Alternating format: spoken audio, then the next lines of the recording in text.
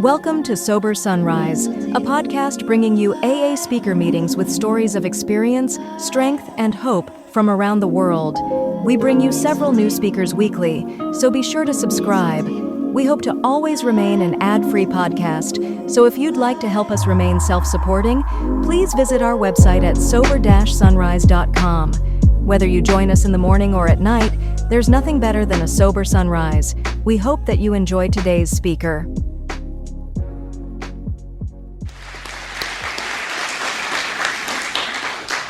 Good morning, my name is Bart and I'm a recovered alcoholic. And my home group is the Jaywalkers group, as Dick said, in Sedona.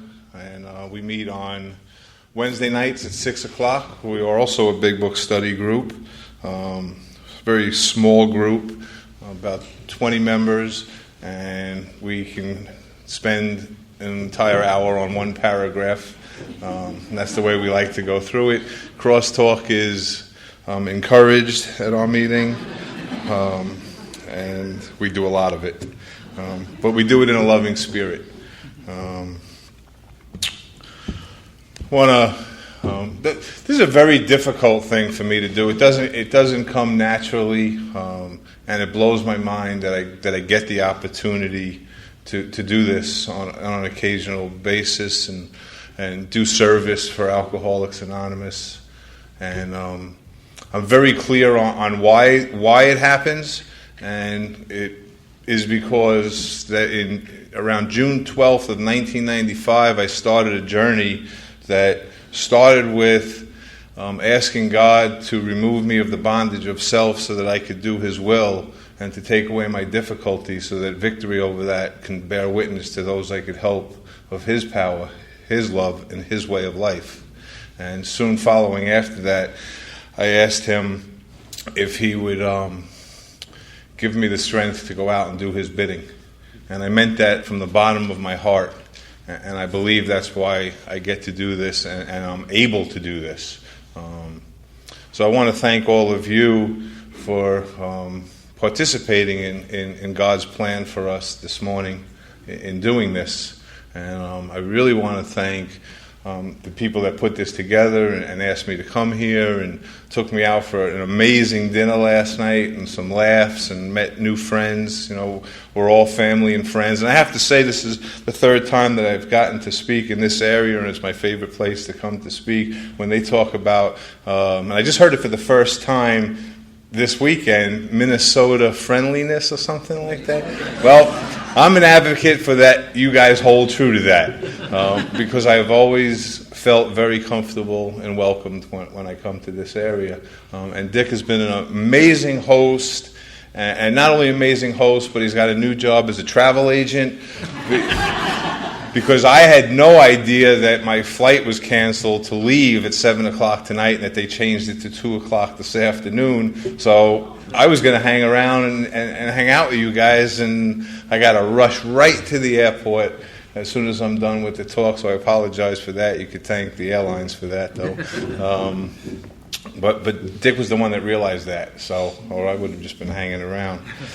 I forgot to set my timer here.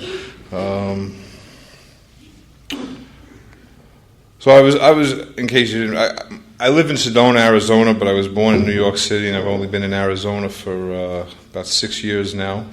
And my parents were an alcoholic. I didn't grow up in an alcoholic home. I was the only alcoholic there. I had a father who was as cold as the coldest day here in Minnesota, and a mother that was the complete opposite. She was a very loving, fragile, neurotic woman. So it was an interesting mix. And I picked up my first drink in about 5th grade. I was very early in getting started in my drinking career, if you want to call it a career. And I would go to school in 5th grade, and there was a big schoolyard that we would go out for lunch, and the teacher would say, stay on this side of the schoolyard, do not go on the other side of the schoolyard where those people are. And as soon as she would turn her head, I would beeline it for hang out with the older guys that were drinking over there. And My hero was a guy who lived in a building around the corner from me, Roger, and he died of a heroin overdose, and even after he died, he was one of my heroes. So there was something wrong with my thinking. Alcohol did something for me. My personality is to be extremely shy, a liar, a cheater, a thief. And alcohol helped me do those things and helped me socialize a little bit. Fifth grade, I was already getting left back because I wasn't going to school anymore. And my parents were moving to another neighborhood, and they decided to have a meeting about me before they moved, and they promoted me. And I went to the new. I was supposed to go into the new school, and that summer I spent every single day riding my bicycle from the new neighborhood to the old neighborhood, because I didn't really want to go out in the street and meet kids. I didn't know how to do that. So I would go back to the old neighborhood and learn how to, drink some more, and that was it. And the first day of school came, and I was scared to death. I didn't want to go to school where I knew nobody. And my parents had a little closet at the front door, and there was liquor kept in that closet. And I went to that closet and I guzzled down some booze, and I felt okay to go to school, and it worked. So I continued to do that every day. And then I met the kids that were drinking and smoking pot, and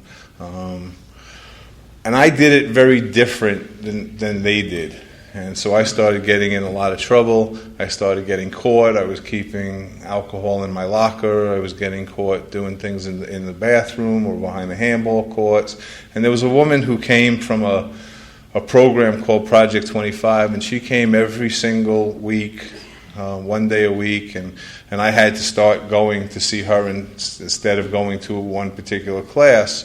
And she started giving me the next threat, which was that if I continued to get in trouble with alcohol in school, that I was going to be taken out of regular school and put into Project 25. And that really scared me, because that meant that I would have to meet new friends.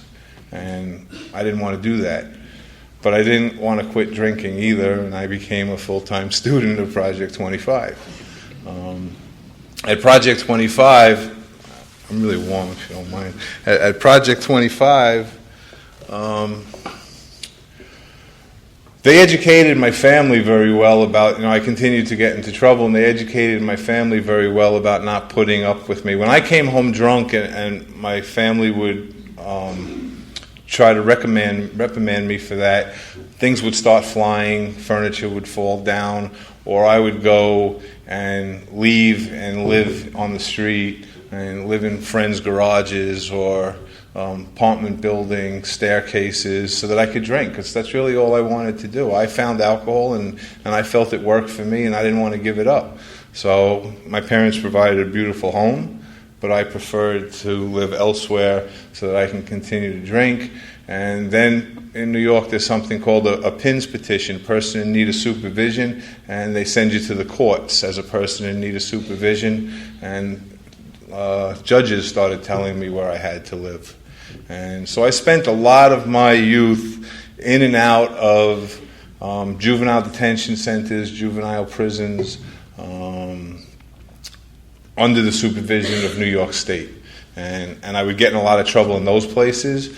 A lot of the waiting time, they would have me sleeping in shelters in New York, and in the shelters I would sneak out and I would start drinking night train with the bums on the street, and then sneak back in, and then they would put me on clothes restrictions, so I would just go live on the street until I had to show up for court, and then I would go to court, and then they put me into a detention, and I thought that was a normal life.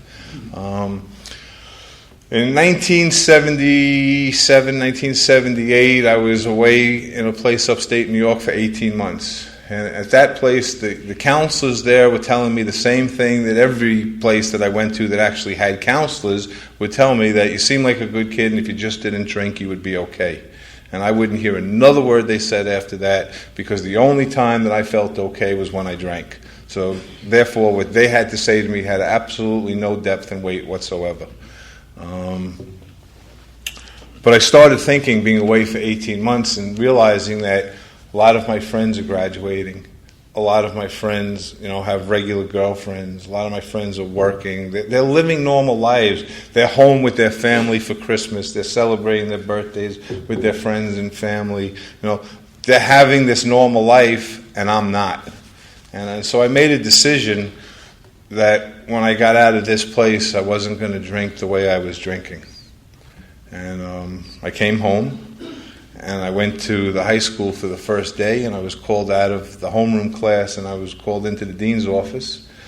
And the dean sat me down, and he opened up my records, and he started looking at my records, and he said, "We don't want your trouble here, and we're going to be watching you, and if you get into any trouble here, you're out."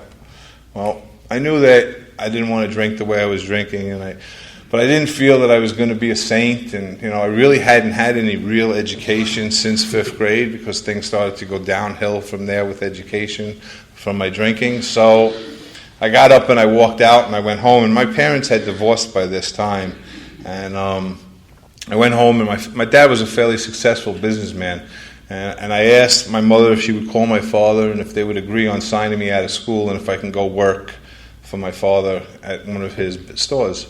And so they had that discussion, and they agreed that would probably be what's best for me. And so they signed me out of school, and I was going to go to work for my dad.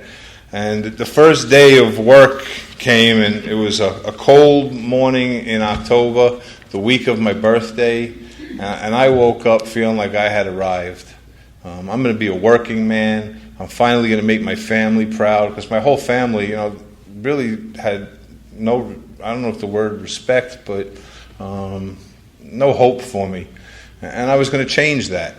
And I was standing at the bus stop waiting to go to work for the first day and really feeling alive. And a friend of mine came over and he gave me a little bottle of Jack Daniels as a birthday present. And I said, this weekend I'm going to celebrate that I'm a working man and my birthday. And it started getting kind of cold at the bus stop, I guess, so I took a little sip to warm up. And then I was on the bus on the way to work, and I started getting really scared about going to work. So I polished off that little bottle of Jack Daniels, and I walked into work for the first day, and I made a complete fool of myself and of my father, who worked very hard in talking to his business partners about getting me to work there, and made a complete fool of all of them. And that wasn't my intention that morning. I woke up with the clear intention of making my family proud, and I didn't understand why that happened. I understand today why it happened, because I'm an alcoholic, and I can't control how much I drink, and I had that insane idea of warming up and calming my nerves, and instead I got loaded. That continued for years. And the war stories of the things that I did aren't really that important, but the things got worse. What do I want to move on to?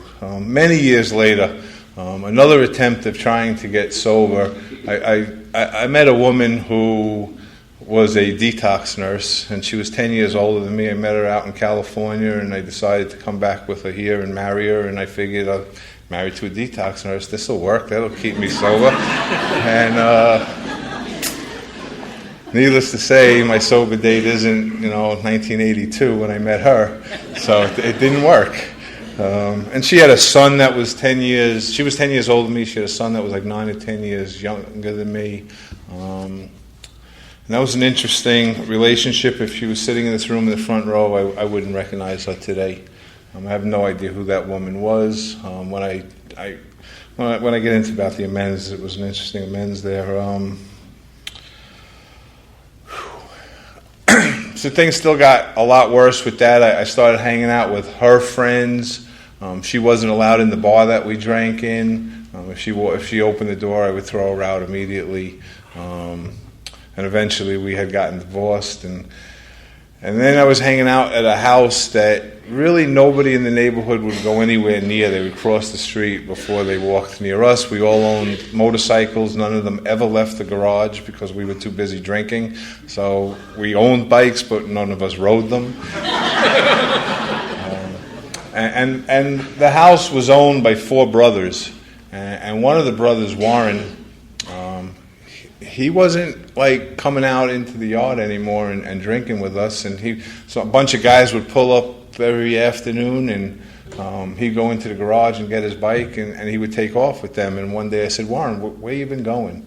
And he says, I just couldn't live the way I was living, and I decided that I wanted to get sober, and I'm going to Alcoholics Anonymous. And I went, that's nice. Now, I had never heard of Alcoholics Anonymous, really. Like all those treatment centers, everywhere I had ever been, they really never talked to me about being an alcoholic. They never talked to me about Alcoholics Anonymous. But I guess I had some kind of idea, but not enough to ask more questions, and I just said, that's nice.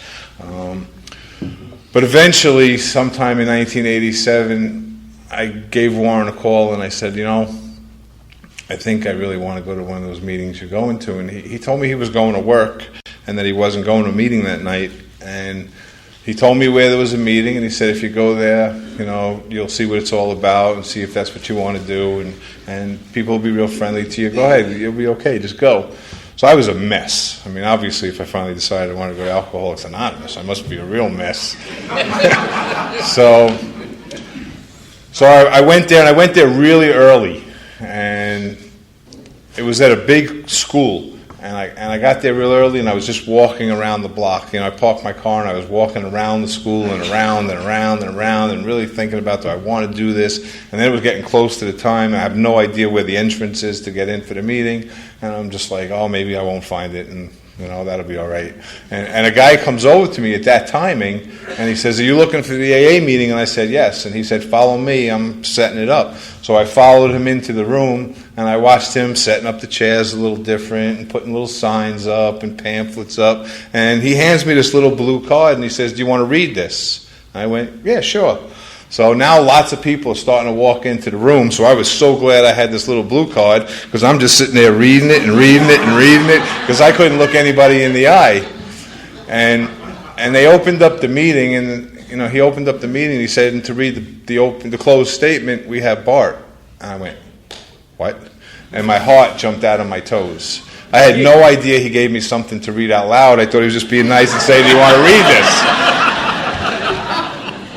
And I spent what I swear to God was no more than 5 minutes, but felt like 5 hours planning my escape, and I left the meeting. Because if that's what Alcoholics Anonymous is about, is reading shit out loud, it ain't for me. And I left, and I got lost in the school. I couldn't find my way out. I had no idea how we got in there. And things are running through my head that I'm going to get arrested for trespassing, and this is like going to be a really bad night, and I just need to get the hell out of here and get drunk. And I found my way back to you guys where the meeting was, and I leaned on the wall outside, and I figured when you guys leave, I'll just follow you out, and I'll go drink myself to death. And the meeting ended, and a bunch of guys came over to me and said, oh, where'd you go? Come with us, we're going to the diner. And I was like, oh, I got so much shit to do, I can't go with you to the diner. I had a million excuses, and you guys, they wouldn't take one of them. And I ended up going to the diner with them, and I met a whole lot of really good friends in Alcoholics Anonymous. And I didn't participate in it. I became a hang-around of Alcoholics Anonymous. I smoked cigarettes outside. People would say, why don't you raise your hand and just say your name? And I wouldn't do it. I had friends. My friend Ralph used to say, Bart, I'll give you $20. Just raise your hand and say your name. I'll give you $20. And I was like, nope. Today, there's a lot of people that'll give me $500 to shut up.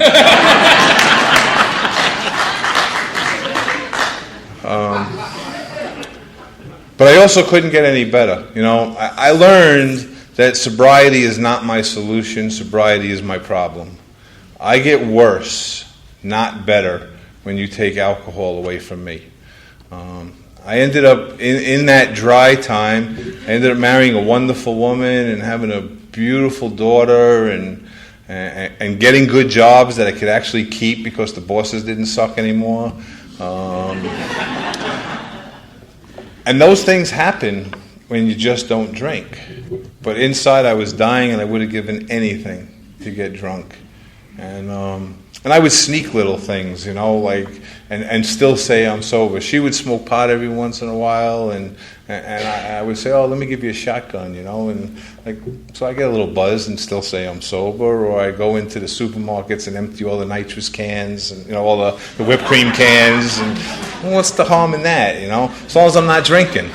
And eventually, in the end of 1994, it was all over, and I went on a mad tear. And that was actually after my wife and daughter had come home from a vacation that they went on alone, put their suitcases down, and I said, I'm leaving.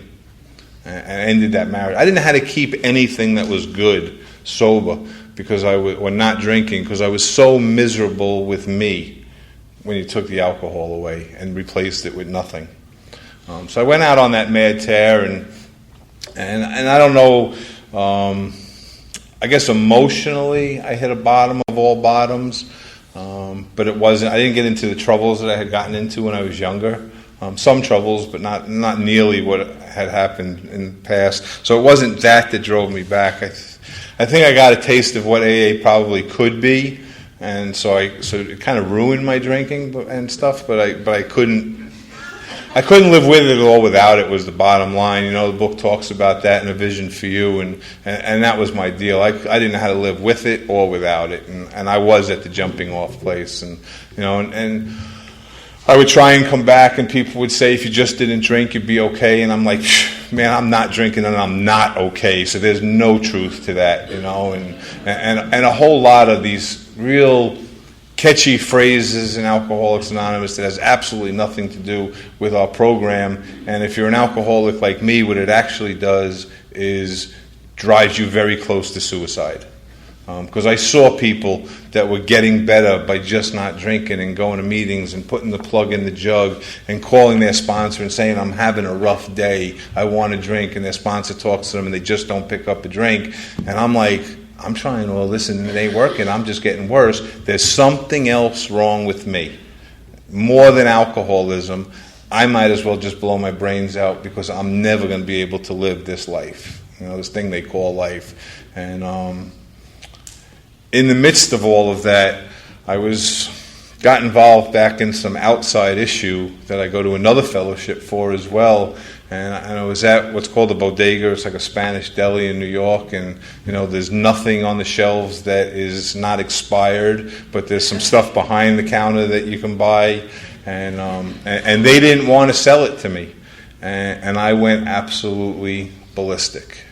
And I was lucky that these people didn't cut me up and throw me in the dumpster, because I needed something, you won't give it to me, and I got really irate that night. And somehow, and I know today, thank you God, I don't remember going from that bodega back to you guys, but I was in a meeting that night. And I really had no idea driving there. And I was in a meeting that I had never been to before, and I was at every meeting in Queens, New York, I thought. And this was called the Utopia Young People's Group. And there were some young people there that were absolutely enjoying life and talking about things that I had no idea what the hell they were talking about that was in this book. And I didn't know what they were doing. And one of them was celebrating a 1-year anniversary. I mean, these guys would go, the young guys and girls, and they were going out to clubs after a Friday night beginners meeting in Manhattan and dancing and having fun and getting in the mosh pit and just like really digging life and not seeing that they were in a bar.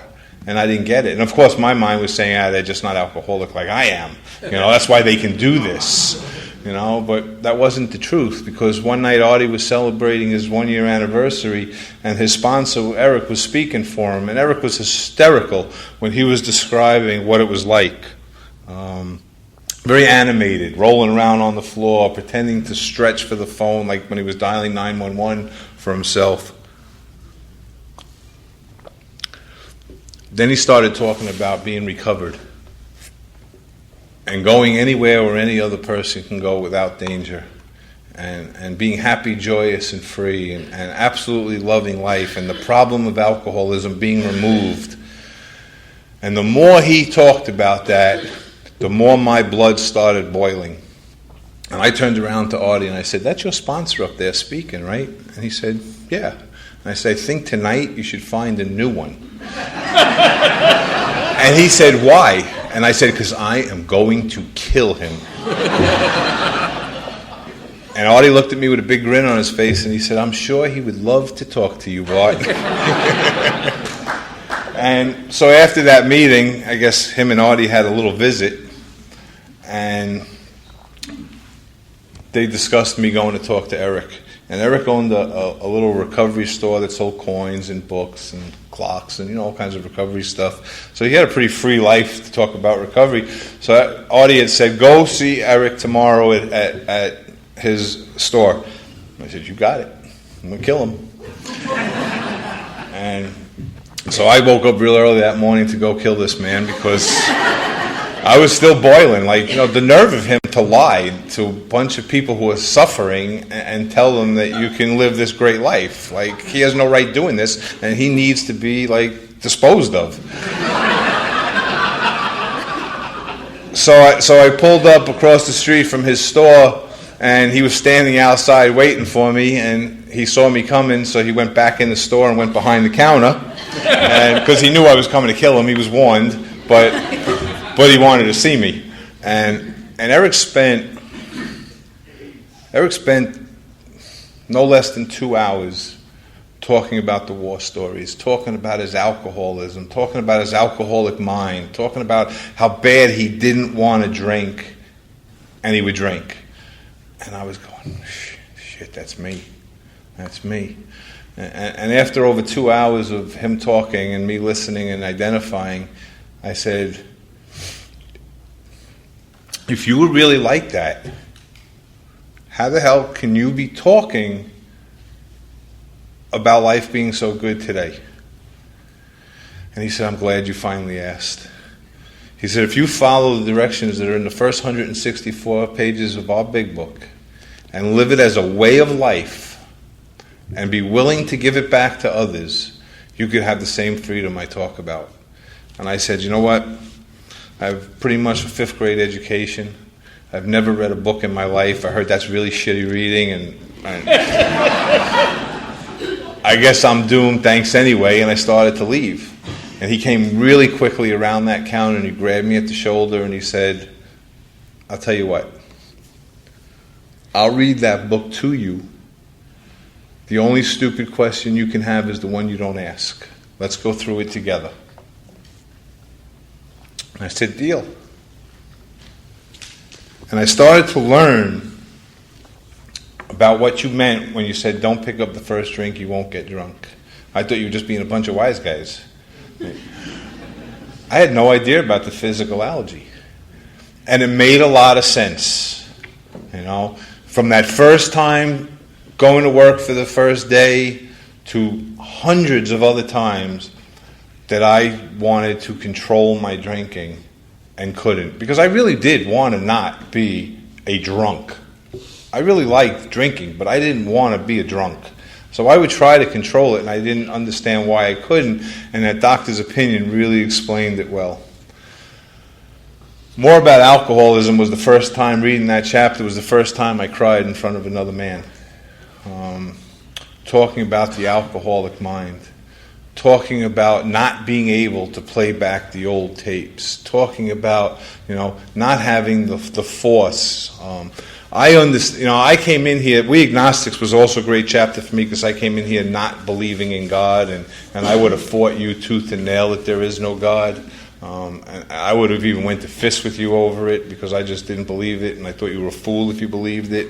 And that really opened me up to it. But what really opened me up to believing in we Agnostics was this thing about the alcoholic mind. That if I can't fix myself, there better be something.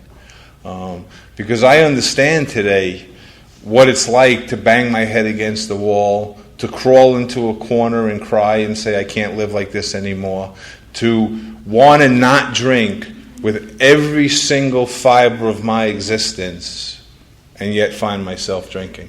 I understand what that's like. There's 2 words that are used very lightly in Alcoholics Anonymous today that I hold very close to me because they help me with my continuous first step experience. And one is where we say the only requirement for membership is a desire not to drink. And if you look up in the dictionary, desire has many ways of being used, and there's a way that's described in the dictionary that says a strong urge or feeling to do something that you cannot do. That was me. I didn't just want to stop. I had a strong urge and desire to stop and couldn't. And the other thing that keeps me seeking God more and more and more is the definition of obsession, which we don't use anymore, but I looked it up in the 1930s Webster's Dictionary, and it said to be vexed or besieged by an evil power outside of yourself. Whew. That makes a lot of sense to me, because everything in my body, everything in my mind didn't want to drink, so why did I do it? Because there was something outside of me that was making me do it. And if there's something outside of me that's making me do it, then I need a power greater than that to not. And that was hard for somebody that doesn't believe in God or religion, but I needed to try and figure this out. So I became willing. That second step for me is I'm willing to be willing, because otherwise, look at the life I'm living. So when we got to the third step, with Eric, we talked about that, and he asked me, to if there was a God, what would I want that God to look like? And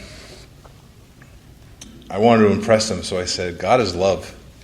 And he started laughing. I was like, what's so funny about that? I've heard other people say that, and that sounds like a good idea. He goes, well, I've gotten to know you, Bart.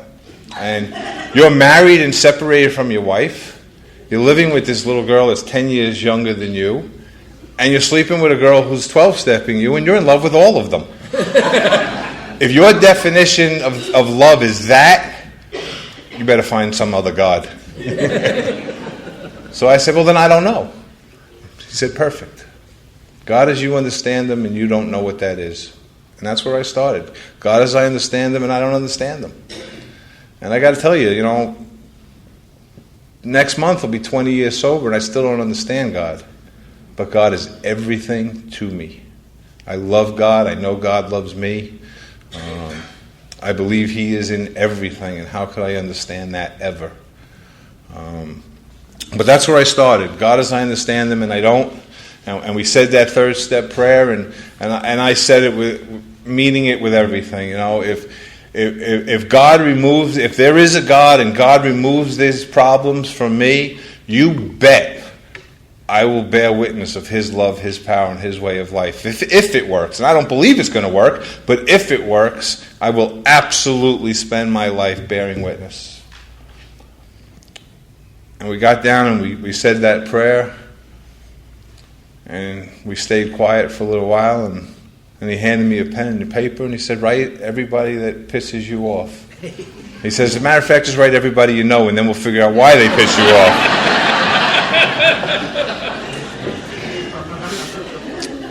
My world was pretty small, so it wasn't like a huge list, but it was long enough. And then he said, I'm sure you hate all rules and regulations, so write them all down. And so I just started writing all this stuff down, and why, and I did that pretty quickly. I wanted to get free, so I just wrote all this stuff down, and I wrote the fear inventory.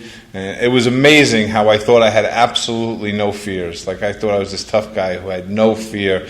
And I was, even my little thing here on my clock says, seek truth without fear, because it's the hardest thing for me to do, is to seek truth without fear. But I devote my life today to seeking truth and try and do it without fear. But, finding the truth is not easy. And that's what I believe that fourth step was for.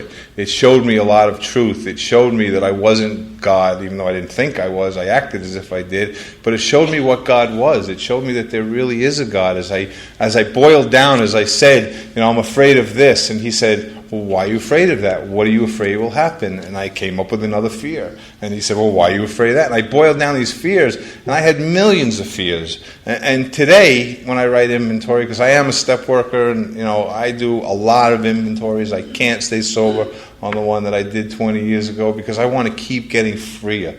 This program is not about relief. It's about freedom, and it takes a lot of spiritual work. But so what? What's wrong with that? It took a hell of a lot more work to stay drunk. So, and then doing the sex inventory. But I really started to have this experience of that there probably is a God, and after this really long talk of the fifth step with him and a lot of him seeing the truth that I couldn't see, and I think that's so important. Even for me today when I write inventory, it's so important to share it with other people because my perception of things is so off when I'm writing it down. If I'm in a resentment, chances are my perception's pretty off. So I need somebody else to sit with me and say, is it possible that we can look at it this way? Like our book says, we're prepared to look at it from a different angle. Well, sometimes I can't just look at it from a different angle on my own, so I need somebody to help me. And so I love the fifth step. Not why I'm doing it, but when I return home, I do.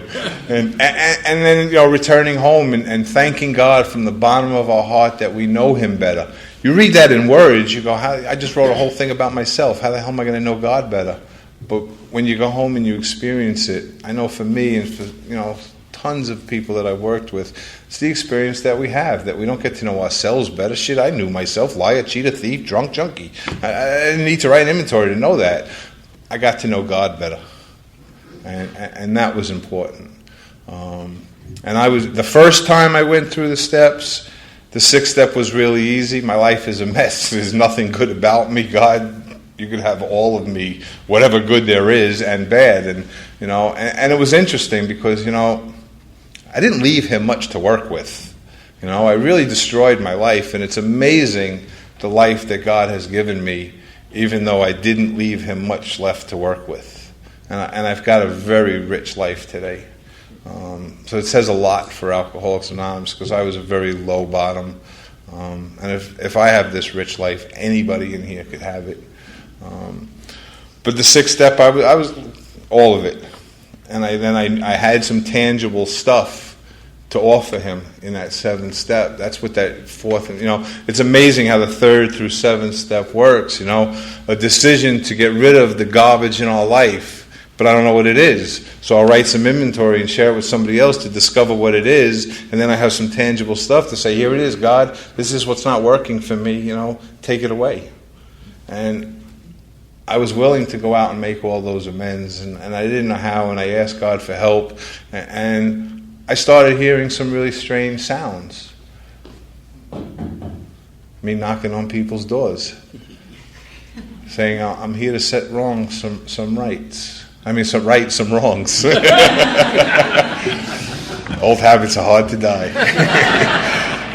I'm here to set them right, and some amazing experiences happened in the ninth step. A lot of them didn't work out the way I wanted. But an amazing thing happened through the ninth step. We have those promises that definitely come true for us. But I had an interesting experience, and I know lots of people that have the same experience, that those promises don't only come true for us, but they come true for the people we're going to. I got here and you couldn't get much more selfish and self-centered. And I had a good teacher, my father, who, you couldn't get much more selfish and self-centered than that man. And less than halfway through the ninth step, I realized that I got free in the eighth step. Those promises came true for me. It doesn't say they're the ninth step promises. If we read the book, it says, now let's look at steps 8 and 9. And then the promises are there. That tells me that they might be able to come true in the 8th, not necessarily the 9th, and my experience is they did. When I was willing to set right the wrongs, I got free. I didn't have to hide in the streets. I didn't have to dodge my creditors. And I didn't have that many creditors because I suited my life to suit me.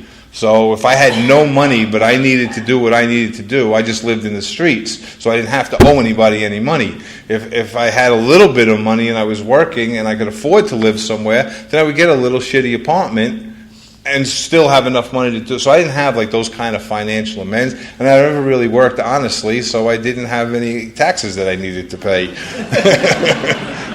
They didn't want that money. So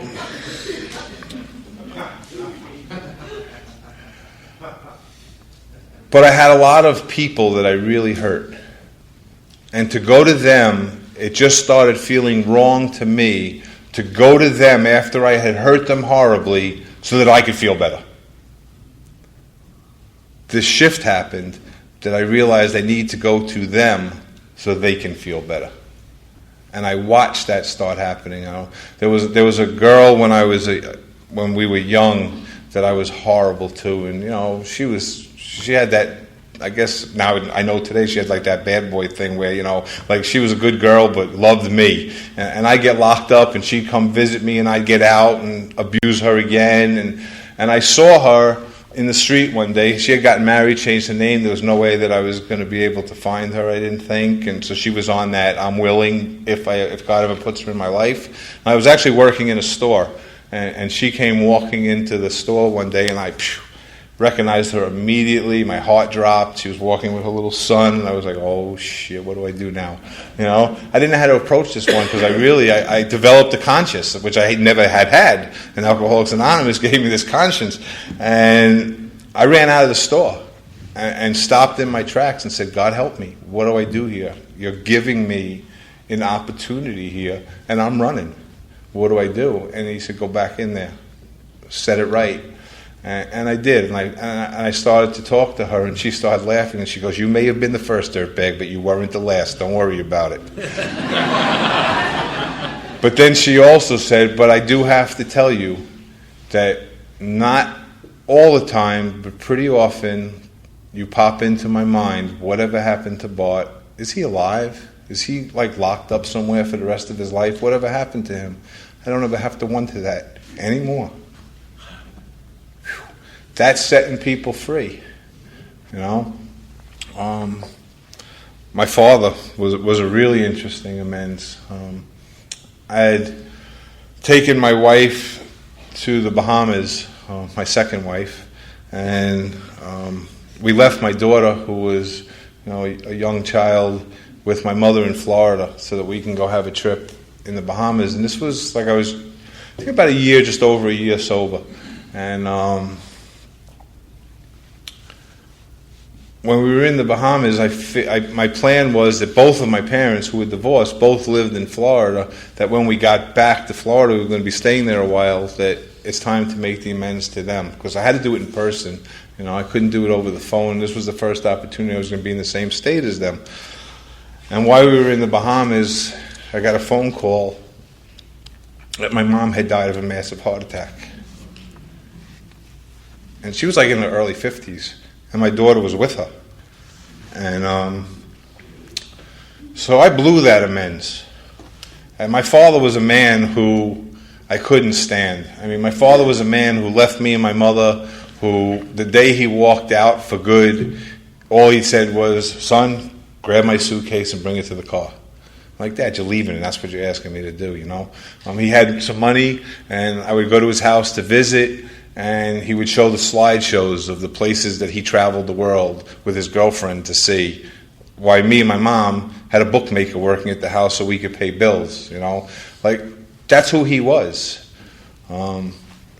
But many years later, now I'm divorced from that wife, and I met an amazing woman who's in our fellowship.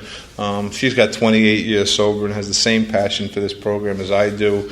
And, we're thinking about getting married. We're living together. And she's got an amazing daughter. And we got a call from my father that he was dying of pancreatic cancer. And, well, let me back up, When I get lost in this story sometimes. When my mom died, and I had to go back to Florida early, I went to my father, who also lived there, and he was as comforting as he could be, and I'll drive you to your mother's house, see what you could do there. And she had married a man who was also another horrible man. My mother didn't have good picker, I guess. And like when my mom, when my wife got pregnant, and my mother, I had a sister who died real young, and my mother couldn't wait for my wife to get pregnant. And when it was a girl, she was like, this is it, like she gets to spoil what she didn't get to spoil because she had lost her daughter. And this guy said, we're moving to Florida. Like, just took her right out of New York so she couldn't see this daughter grow up. So when I went to make this amends to my father while I was there for my mom's funeral and stuff, this is after going to, I guess, my stepfather, for lack of a better word, to his house and, trying to be a sober man and say, I'm sorry for your loss and, we'll get through this. He kind of stood at the door. He gave me a little bag. He said, this is what your mother had. That was your sister's. That's what's yours. Get out of here. Whew. I may be sober, but I wasn't like 100% better. Well, my foot went through that door, and I pretty much smashed up his house. My father ran across the parking lot of the building complex screaming, Bart, please don't kill him. And I got down on my hands and knees and prayed to God to not let me kill this man. And I didn't. So my prayers were answered. I hurt him a little, but I didn't kill him. So my prayers were answered. And I needed to make amends to that man for what I had done because he just lost his wife. And I did. I offered to pay for everything I broke and, had a sit-down talk with him. And he just kind of listened and said, don't worry about it. And then married like his 8th wife. That's who he was. Lots of things that were promised to my daughter that were my mother's we never saw, but that's okay. I did what I was supposed to do. But while I was there, I got to speak to my father about all the horrible things that I had done. And this is a man who I couldn't stand. And I needed to, I still put him through hell, and cost him a lot of money in court fees and stuff when I was younger. And, whatever it was, he buried a daughter and was getting ready to, his whole life to bury a son. So I needed to clean that stuff up. And even though I hated him. So while I'm explaining it, I started to talk about, how bad I felt for my mother. And I don't know why this came out to my father, but how bad I felt for my mother having to live the life that she did with this guy. And he looked at me and he said, Danny probably loved your mother with all of his heart. And he put his fingers really close together and said, but maybe his heart is only this big. Whew. I looked at my father and I said to myself, I've got it. You've loved me your whole life, but your heart's only this big.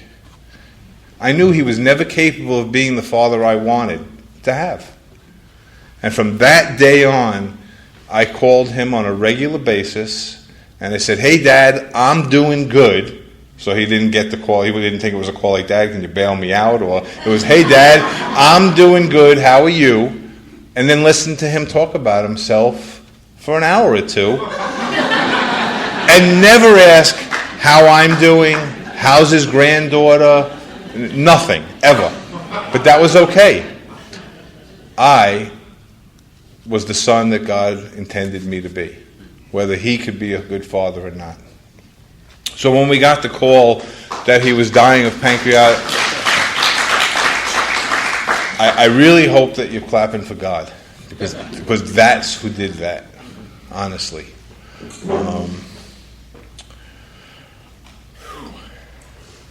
When I got the call that he was dying of pancreatic cancer, my first reaction was, so what? But then I knew I needed to be a sober son. And my wife was very supportive, or my wife-to-be, who's also, like I said, in this fellowship, was very supportive. And then her daughter said, why doesn't he come live with us? I was like,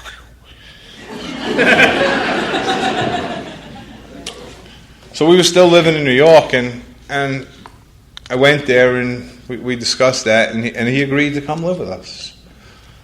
So he did. He came to live with us in New York, and he was doing really good, and I was kind of happy. I was getting to spend time with him. He was getting to know a sober son.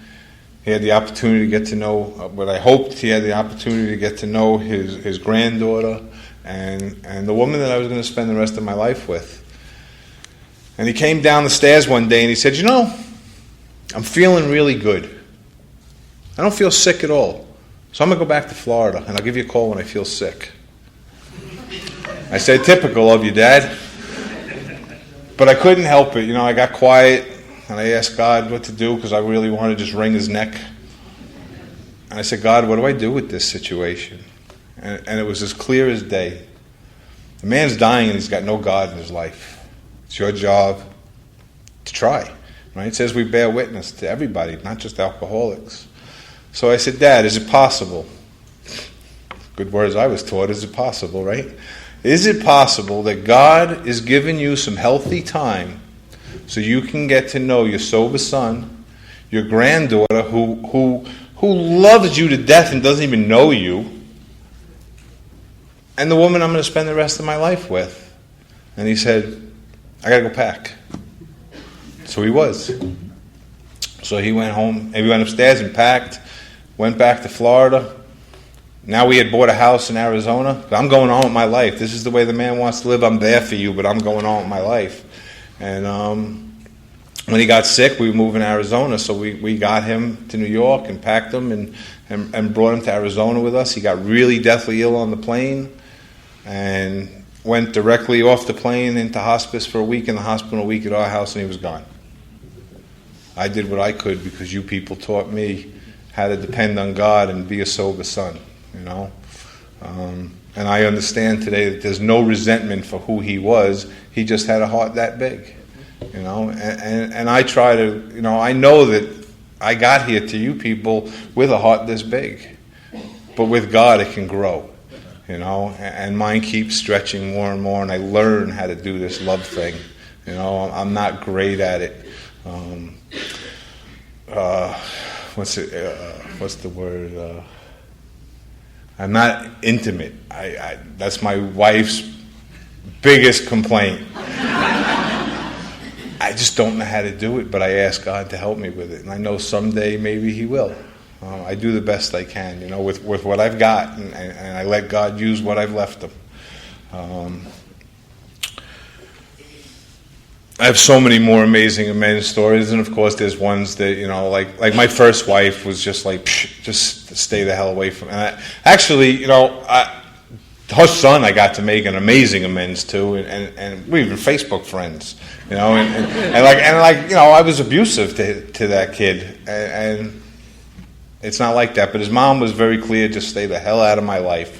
And so that's, and there was quite a few of those, just stay the hell out of my life, and if that's what it takes to make it better, then that's what I do. I even have family members that, never said it, but, when my grandma died, I didn't get a call, your grandmother died, you want to come to the funeral? That's okay, I understand. I caused a lot of harm. I started practicing that 10-step while I was out cleaning up the past, and talk about an amazing anger management program. There's nothing better than a 10-step. When you're about to wring somebody's neck and just pause. Say, God, what would you have me be in this situation? To be awake all through the day. Because I was asleep my whole life, and that's why I made so many mistakes. So to learn to slow down, to do that decision that we made, to bring God into all our thoughts and all our actions, 10-step is where we get to do that decision. Don't just beeline through life. Ask God, what would you have me be in this situation? Make an amends on point when you screw up, because we do. It's not if we screw up, it's when we screw up, and I do that regularly. But something happens to me when I step back and just say, God, I'm not angry anymore, I don't have to be right in the situation. A lot of people laugh at me in Arizona. They're not used to that. Like at our Big Book study or business meetings. I'm a New Yorker. I talk like it is, and and it sounds like I'm mad, or it sounds like I have to be right, but I don't. And I just keep explaining to them. I know it's coming out passionate. It's just passion. I don't have to be right. And the 11th step, is an amazing journey to think about the mistakes that I made through the day and ask God to take me to a better place tomorrow. And do I owe an apology somewhere? And I have, in almost 20 years, I haven't gotten like 100 on the test yet. I mess up every day, but I don't fall into pity. I've recovered from alcoholism. I haven't recovered from being a human being because we're not perfect. So actually, I have recovered from being a human being. I'm just as imperfect as the rest of you. That's just the human experience. So, but the alcoholism problem has been taken away. I don't see alcohol. I don't fight alcohol or anything else that was bad for me. I can go anywhere anybody else can, as long as I keep reviewing those things and ask God to help me with them. And then in the morning, planning my day and asking God to direct my thinking, because if I direct my thinking, you would have had a different speaker tonight. Or a different story if I made it here. So to ask God to direct my thinking, and last night I saw I messed up in these areas. Help me today as I go out to do a 10-step on them and watch that I don't do it again today. To help me to be awake. That I don't make the same mistake today that I made yesterday. And it's such a great intertwining step. And the 12th step. I was a little less than 3 months sober. And Eric had never come back to the Utopia Young People's group again after he spoke at that meeting. It wasn't his home group. And I was sitting down with him reading the instructions for the 12th step, and he said, "You know what, Bart? It's Friday night. I'm going to go with you over to Utopia tonight." I said, "Cool." So we went, and it was a meeting where you had a 20-minute share of experience, strength, and hope, and it was a beginner's meeting, so then you had anybody new, anybody just coming back, 30, 60, 90. So the first guy to raise his hand after the speaker was a guy who was well over 6 feet tall, completely tattooed, shaved head, no teeth, young kid. And he only had one thing to share. "I hate all you MFs. You're all full of shit. I want to kill all of yous. The judge told me to go to the Creedmoor Treatment Center or to jail, and I'm not an idiot. I took the treatment center, but you're all full of it." And Eric turned around to me and he said, "Bart, after this meeting, I'd like you to go over to that guy."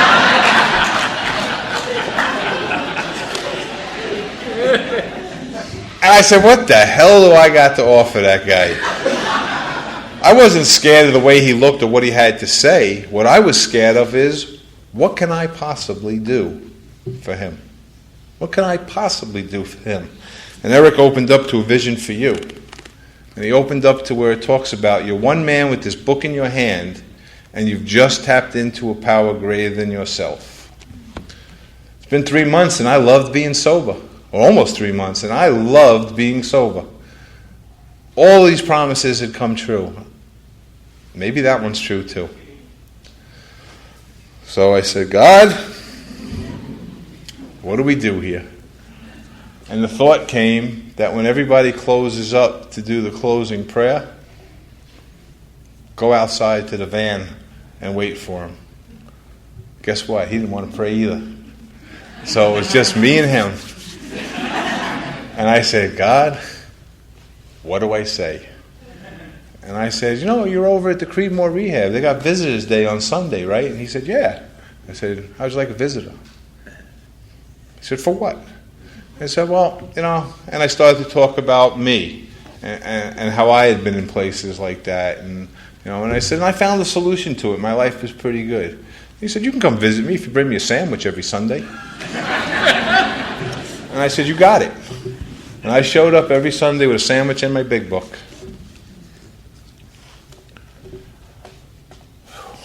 he got out of that place.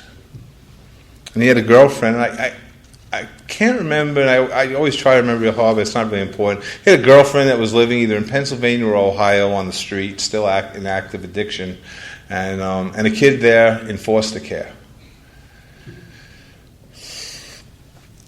And I watched this young man who wanted to kill everybody go back and forth for supervised visits for this little boy who was in foster care, and eventually get him out and bring him home and be a sober dad. And then I got to watch him show other people our beautiful way of life. And there are so many people today in Queens, New York, who that man has sponsored. We've lost him since. He didn't stay sober. He struggled on and off, but he eventually ended up dying of cancer. This didn't take him, but cancer did. But there's a lot of people that he sponsored that are still sober today. That's the miracle of this program. Just don't drink and go to meetings. Phew, selling yourself short, man. There's so much more beautiful stuff that happens in Alcoholics Anonymous than not drinking and going to meetings. Not drinking is just the beginning of an amazing journey. If you're bored in AA, then you ain't doing AA. Because I got to tell you, I have never been bored since I made that third step decision, ever. When my sponsor Eric was dying, he was going for kidney dialysis 3 times a week. He was getting parts of his feet amputated. He was living in the living room of a woman's house on a cot, and people were still going to his house, and he was reading this book to them. His anniversary was coming up, and Eric had a huge ego, but sometimes he was a little strange about himself, and his anniversary was coming up, and we wanted to have a big party for his AA anniversary or birthday. I'm not sure which you call it here. You're in the middle. What do you say, anniversary or birthday? Yes. Oh, okay. I like that. New York, it's anniversary, and Arizona, it's birthday. Anyway, so it was his, and he was too sick to go, but we said, Eric, the group is having an anniversary, and we want you to be the speaker for the group's 1-year anniversary. And he said, I could do that. So he said, can you carry me down in my wheelchair down the stairs? And we said, yeah.